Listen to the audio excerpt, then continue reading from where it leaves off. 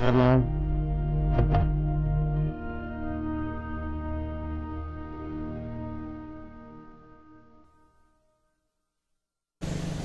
sewu, paringasmu sinten? Nggih. Alamat pundi? Nggih. Nampi kula Bos Hartono, Pak. Dalam pengurus ketua harian di situs Persada Soekarno Dalam Pojok. Kalau boleh tahu sejarah, mungkin kan ada sejarah tentang situs Dalam Pojok ini seperti apa, sejak dulu itu seperti apa, Pak? Jadi Dalam Pojok itu adalah tempat di mana masa kecil Bung Karno itu, kalau orang Jawa bilang itu digembleng, sampai kemudian atau digulawentah orang Jawa bilang ya, sampai kemudian muncul sebuah buku 3 jilid itu yang ditulis oleh wartawan El Sinta Jakarta tahun 2012, itu judulnya Kawah Candra di Muka Soekarno. Artinya dari buku itu terlihat bahwa Bung Karno itu memang dibentuk di sini. Nah, orang modern itu pemahamannya gini, membentuk manusia.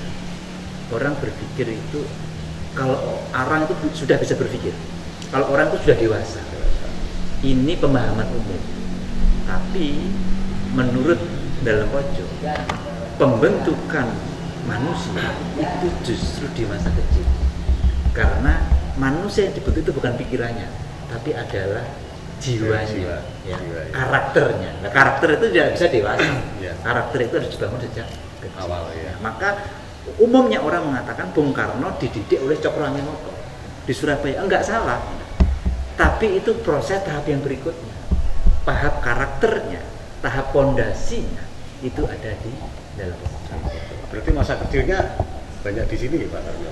Di sini adalah munculnya nama Soekarno. Jadi Bung Karno itu lahir dengan nama Kusno. Ya, kemudian diganti nama di tempat ini, di Kediri. Jadi kalau lahirnya bayi Kusno itu di Surabaya, tepatnya di Jombang, tapi lahirnya nama Soekarno ada di bumi Di Kediri. Kediri.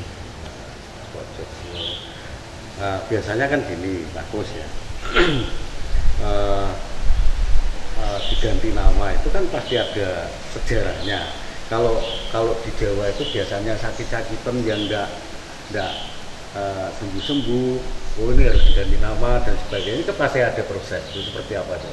Memang ada. Jadi prosesnya itu ada 2, Pak, sebenarnya kalau saya melihat. Secara umum orang melihat memang karena sakit, ya. Tapi di dalam cerita ini kita bisa menangkap bukan karena sakit, tapi untuk naik. Gitu. Jadi awalnya gini, Bung Karno itu cerita ini panjang dulu ya, agak mundur ke belakang. Kenapa kemudian Bung Karno kesini kan begitu? Jadi keluarganya Bung Karno, bapaknya Bung Karno, keluarga Tulungagung itu sering kesini. Ketika Bung Karno belum lahir, karena memang Eyang Putri di sini, istrinya yang Panji Sumarmojo itu dari Tulungagung, yang masih bersaudara berkerabat dengan eyangnya Bung Karno. Untuk itu keluarganya Bung Karno di Tulungagung seperti Wisna Kartowibowo, ya Sawito, ada lagi Suratmoko, itu saudara-saudaranya Bung Karno ketika kecil itu memang sering kesini, bapaknya sering kesini. Nah, suatu saat singkat cerita, bapaknya Bung Karno itu jatuh cinta sama gadis Bali, orang wanita Bali, penari ya. Itu bisa dilihat nanti di buku itu Bung Karno di sejarah ini. Nah, bapaknya Bung Karno itu jatuh cinta sama gadis Bali. Gadis Bali itu seorang penari, yang mana penari Bali itu tidak boleh dinikah, seperti pramugari itu, Pak. Jadi selama dia menjadi penari keraton, penari raja, ini penari sakral, itu tidak boleh menikah. Maka waktu itu Bung Karno, bapaknya Bung Karno semacam dihinakan. Anda itu siapa? Kok mau naksir ya? Wanita ini satu, kastamu apa? Ini wanita kastanya kasta tinggi. kata Brahmana. Kemudian dia itu seorang penari suci. Raja saja nggak boleh untuk menikahi, nggak boleh karena dia disucikan. Nah, kok kamu berani-beraninya gitu, berarti begitu lah. Kemudian bapaknya Bung Karno ini merasa seperti tertantang ya, tertantang sebagai orang Jawa yang dia juga sebenarnya sebagai seorang masih keturunan Ningrat Raden ya. Nah, kemudian dia pulang ke sini. Nah, saat pulang ke sini itulah dibantu oleh keluarga sini yang namanya Raden Mas Somosowoyo dengan menggunakan bunga kandil itu. Berarti bunga kandil itu sejarah ya? Sangat bersejarah. Jadi bunga kandil itu dibawa ke Bali, kemudian dilempar kepada gadis Bali yang cantik itu, penari itu. Nah, cerita ini juga ada di Bali. Nah, itu menariknya. Menarik. Jadi cerita ini menjadi cerita keluarga turun temurun.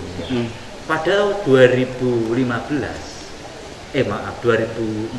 kami sempat datang ke Bali. Ternyata dari keluarga itu mengatakan cerita itu ada, bahkan sudah ditulis oleh seorang Profesor Nuringga di dalam bukunya. Di dalam buku itu diberi pengantar Ibu Megawati tentang cerita bunga kandil.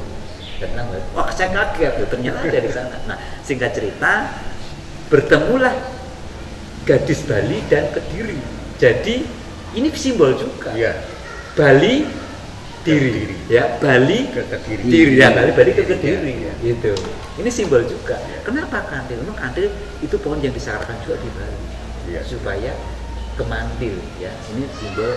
Nah, jadi dari cerita ini ada pesan bahwa satu, kembali ke diri, yang kedua adalah bahwa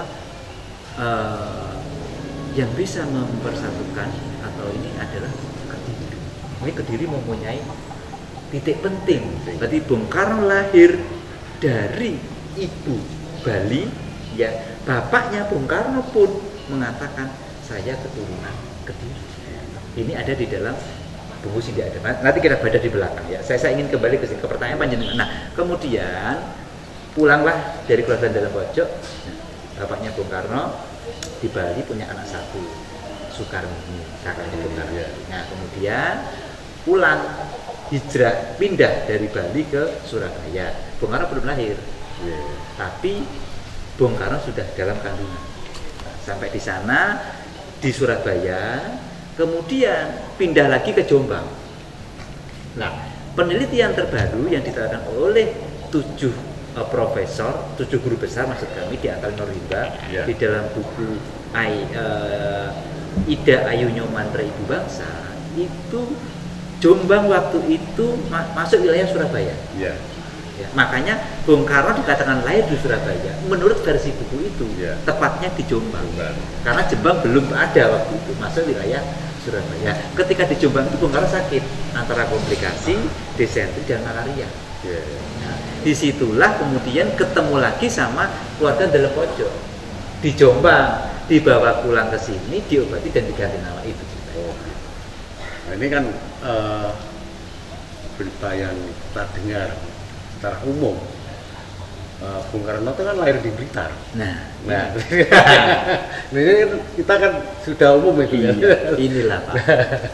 Banyak sesuatu yang saya tidak mengatakan benar ya, karena benar itu kadang-kadang dari mana kita melihat. Betul. Maka lihatlah itu dengan cinta. Maka semua itu akan terlihat. Dengan spirit ya oga karena apa-apa dan karena kita orang yang bertuhan ya kita sesekali tanya neng guni sing gawe urip bener kok apa yang jenengan katakan menarik. Saya itu sempat miris ya. Mohon maaf ya saya tidak masalah. Ada seorang presiden Indonesia yang dikatakan itu ketika sampai di Blitar dia mengatakan hati saya bergetar ketika menginjak bumi Blitar, tanah kelahiran itu. Seorang presiden, seorang pejabat tinggi negara yang saya kaget kok sampai hatinya bergetar gitu. Jadi apa benar gitu? Ternyata ini jadi viral kan ini. Kemudian saya sampai ketemu Mas Guru di Jakarta.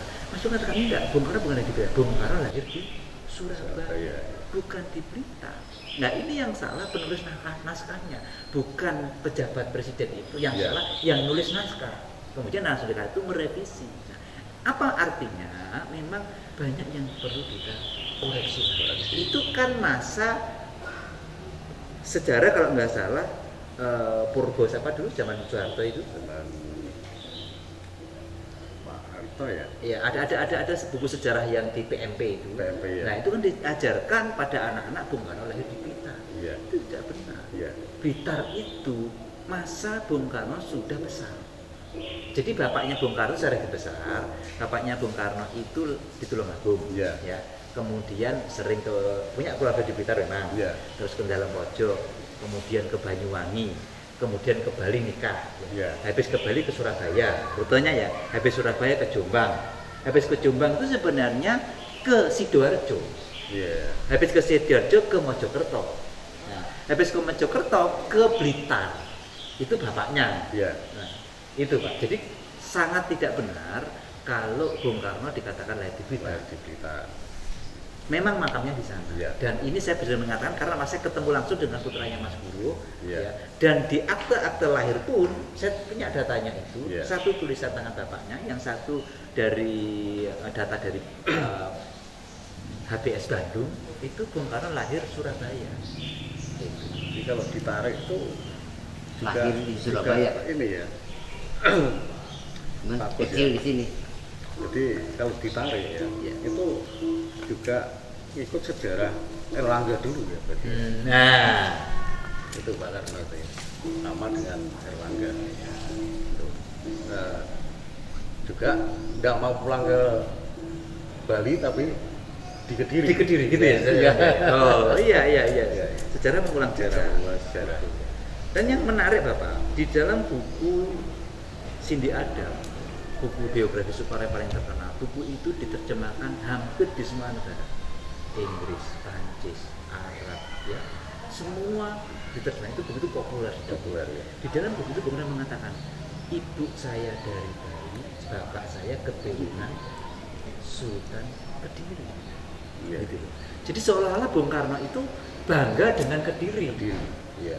Maka dikatakan kalau bapakku itu keturunan Kediri, ibu saya dari Bali gitu. Nah, sayangnya ini aja orang Kediri banyak yang nggak tahu. Banyak yang nggak tahu. Ya.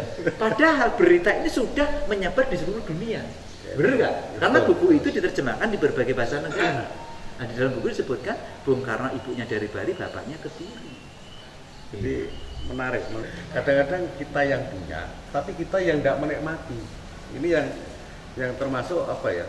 Peninggalan-peninggalan yang ada di Kediri, termasuk Indonesia ini kadang-kadang ini yang perlu kita angkat ya.